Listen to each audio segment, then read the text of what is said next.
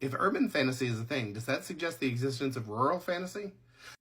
The answer is yes. I'm so excited you asked because I want to tell you a little bit about this. This is a story that I absolutely love that does not get enough attention, but this author, what you're looking for is an author named Manly Wade Wellman. Now, I do touch on this a little bit in that Tall Tales does have a lot of stuff that takes place outside of the urban setting. In fact, most of it takes place outside of urban settings. But one of the things that really drives how I write that and what inspires me with some of that is folklore and things like that, but also the writings of Manly Wade Wellman. This is his book, The Old Gods Waken. It's the first novel in the series of novels about a character called John. Some people call him Silver John, some call him John the Balladeer.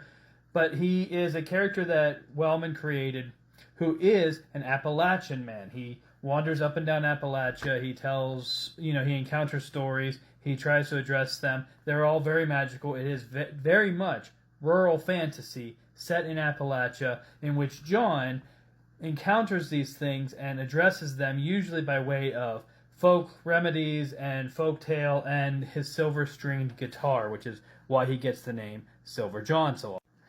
John is not himself a mage. He just knows how to address things that are magical that he encounters. And some of the people that he deals with do have a little bit of folk magic available to them, but he himself does not. And so the story has a very different approach to these sorts of things than a lot of urban fantasy would, where you're following this, mage detective doing this stuff. And instead you're following a folk hero encountering paranormal and supernatural and fantasy style stories and addressing them like a folk hero would.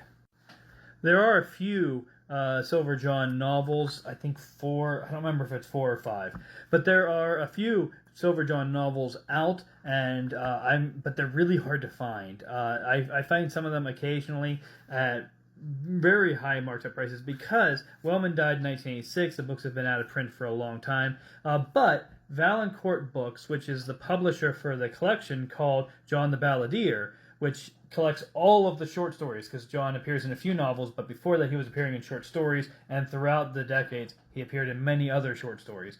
And so John the Balladeer is a volume that combines all of the short story appearances into one volume. It was last in print in 1988. They just announced this summer that they were putting it back into print. They're accepting pre-orders right now for release in 2023. Paperback is $18. I'm really hoping I can get a hold of it, but I haven't placed an order yet.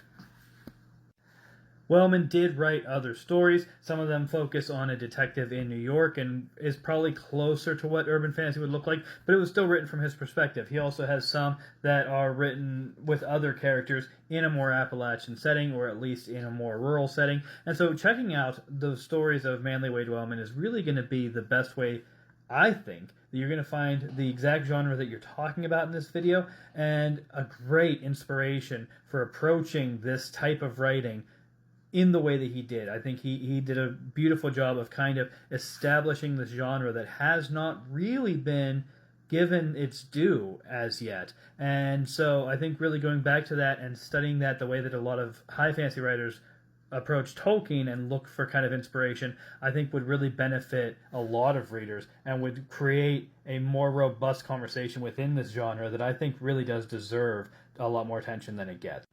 Since you talked about accent being a part of it, I'm just going to read a little snippet to give you a sense of how he writes. Holly fixed herself a clean dish towel to be an apron, and she took a knife and jointed the chicken up. Then she put vegetable shortening and some country butter together in the skillet to melt. Meanwhile, Mr. Creed stirred up dough and cut it up for biscuits and set it in the oven. Luke opened a jar of home-canned kraut to heat, but he near about spilled it on his boot, looking at Holly where she fried that chicken the right brown. Luke had it bad, and no I reckon about it. What did old Shakespeare say one time? It's in a play I saw at Florney College. Whoever loved that loved not at first sight. And it seemed to me like as if Holly kept a cutting her dark shining eyes back at Luke. It turned out to be an early supper, and a good one. We ate up air pieces of that chicken, and the gravy went good on the biscuits. Holly said she should ought to have baked a pie or something, and Mr. Creed begged her not to kill us with too much kindness. We kept on with more talk about how long men had been in America, and how the old Indians had said the figure in the Gibbs slope had been there before the first of their tribe had come.